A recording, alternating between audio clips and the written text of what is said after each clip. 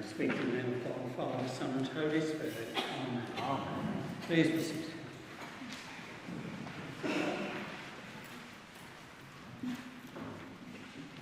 Well, here we are on All Saints Sunday. What is a saint? Or who is a saint? Difficult one, that really. We can hear in the early church there in Ephesians that Paul is talking about something Latin. Paul is talking about the saints, that you've been good to the saints, things, which obviously they were talking about people who had followed Christ so closely at that time.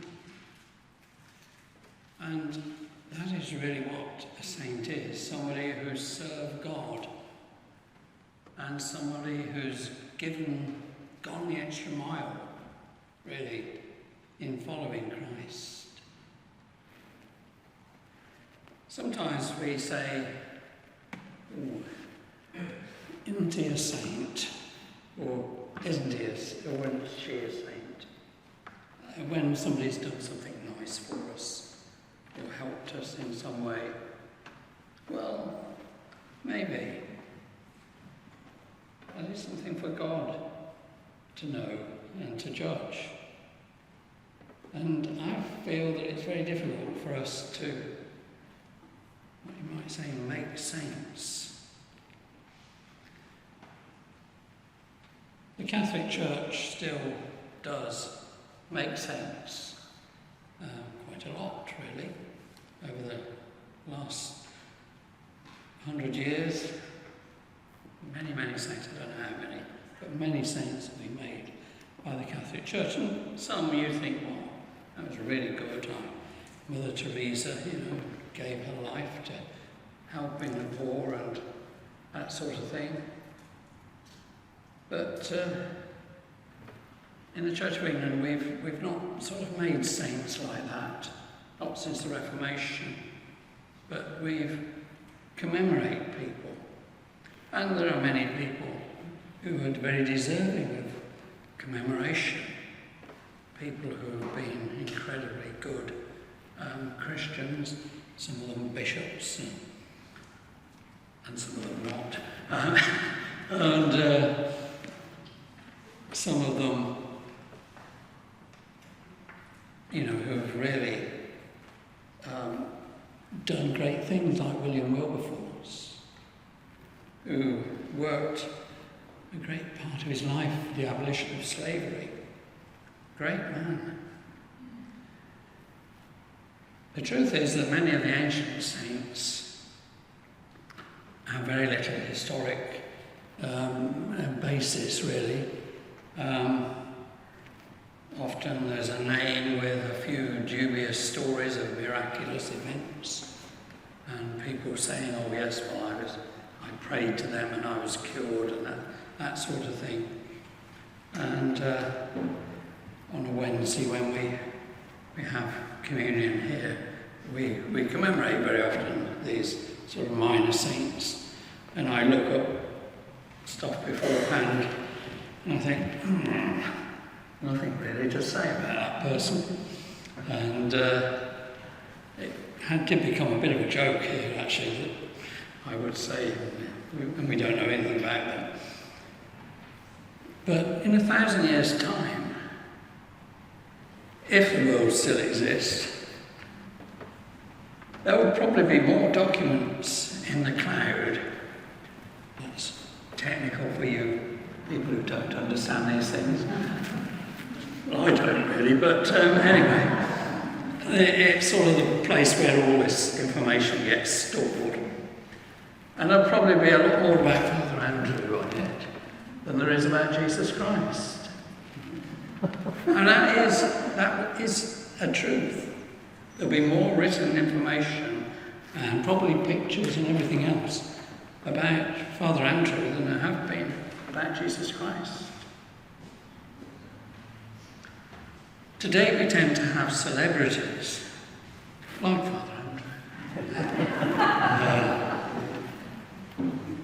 They become famous sometimes, they become infamous. Not Father Andrew, that is. Pop stars, politicians, film stars, dictators, villains. In many ways, they're just the same as you and I. And they will be judged by God.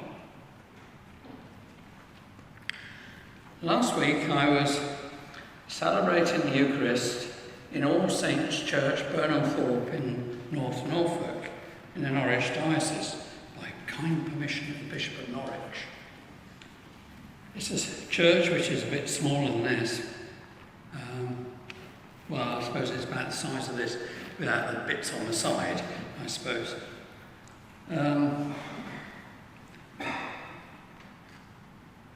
I was there as the honorary chaplain of the Nelson Society, and last weekend was Trafalgar weekend. Trafalgar Day was actually on Friday, and it was the 217th anniversary of the Battle of Trafalgar. And Burnham Thorpe is the village where Nelson was born, where his father was the rector from 1755 to 1803, where he was baptised. He was baptised early, privately, because they booked his baptism, and his dad had booked a big celebration of baptism with all the lords and ladies of the area to come to. But they didn't think he'd live. How history would have changed. So he was baptised privately, and then they did the other sort of pretend baptism afterwards, then in church, in the middle of November.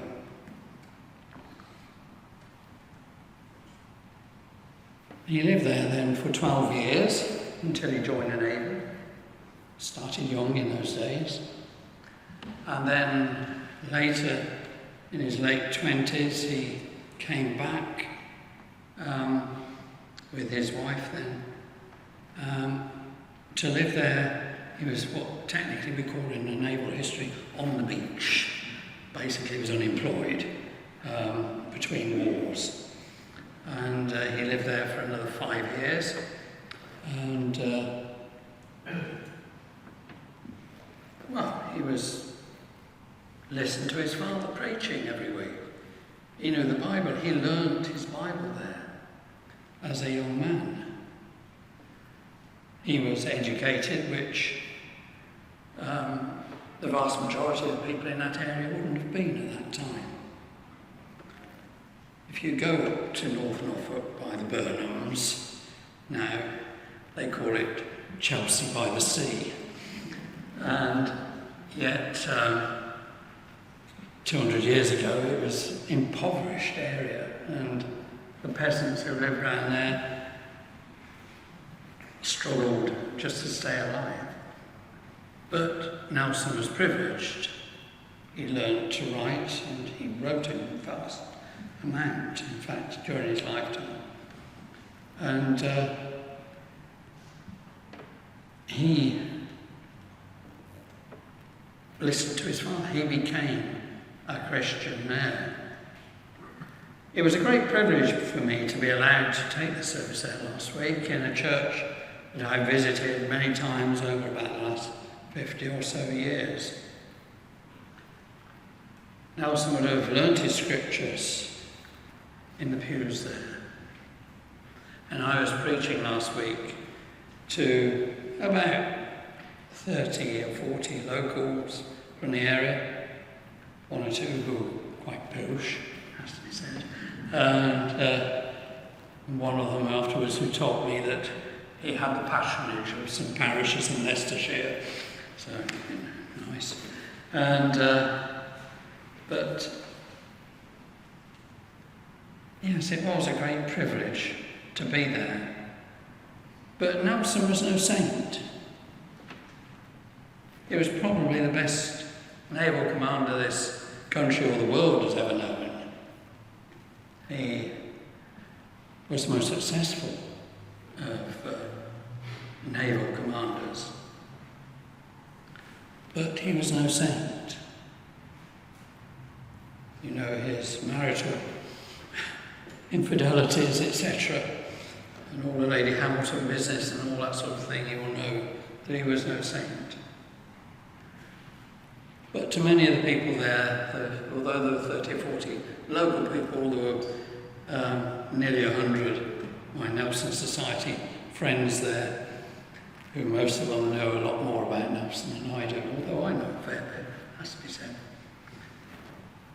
And to me, Nelson's a bit of a hero, and to lots of them there, he was ultra-hero, to be honest.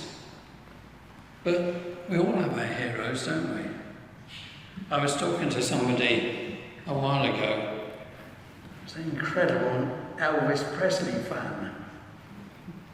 Now, one or two, I can tell by the age group here. I'm sure there are one or two pretty good Elvis Presley fans here. And that person was telling me how her and her husband, they had a trip to Gracelands in America, and I think it was the highlight of her life to go to where Elvis lived. Worship the king of rock and roll, I suppose. I'm sure some of you have got your heroes, but all heroes have their faults. Nelson was a great man in many ways as a naval commander, but also helped to defeat the ideas of Napoleon, who wanted to dominate in a dictatorial way the whole of Europe and possibly the whole of the world. So, today's readings, we hear in Daniel about his prediction of the King of Kings coming to be with us, and also servants of that King coming to be as well. And we are those people, the servants of the King that was to come. In Ephesians we hear of the faithful saints, and Paul is encouraging faithfulness and saintliness. In some very evangelical churches, they still refer to all true believers as saints. They would say John and Shirley Hall, a couple of the saints at St. Catherine's, Don, one of the saints, that's how they would talk, and still do in some churches. Then we come to the Gospel. In the Gospel, those sort of words from the Beatitudes from Luke, everything is turned upside down, isn't it? We get, blessed are you who are hungry now, you will be filled. Blessed are those who weep now, you will laugh. And then later on we hear it the other way around. And the rich won't be rich, and the poor will have blessings. All these things turned around and shaken up by Jesus. So, we are all here today thinking about saints, but also knowing that to us we need to try to be nearer to God, nearer to saintliness all our lives, to become better at knowing what Jesus wants for us and then doing it.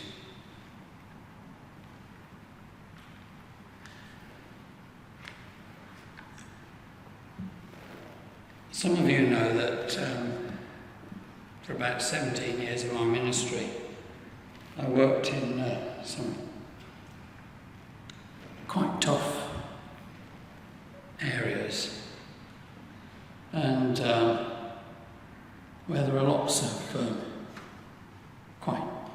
people.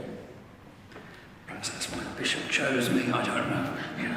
I doubt it. Anyway, we had a lot of drug addicts and drug dealers and all sorts of people in my parishes. Sometimes I'd go into even the church hall and I would smell marijuana as I walked in the door. But anyway, I thought I'd tell you this little story. It's about saintliness, I suppose, or St. Peter and God. There were two drug dealers, heroin addicts. They got shot at, killed by some of their opponents from another gang. Killed. They went to heaven. Well, they went to the gates of heaven anyway.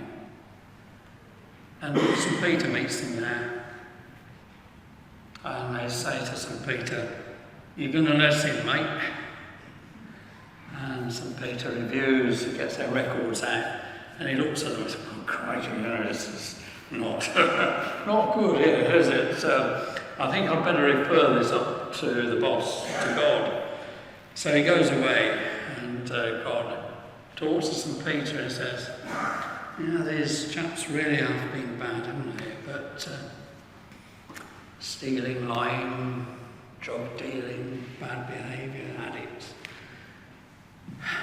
And anyway, he meets God, and God says, "They're all my children, and I love them equally. They can enter." So St. Peter returns to the pearly gates to tell the addicts the good news. A moment later, he comes running back to God's office. God, they've gone." "Who, the addicts?" God asks. "Yes, and the pearly gates."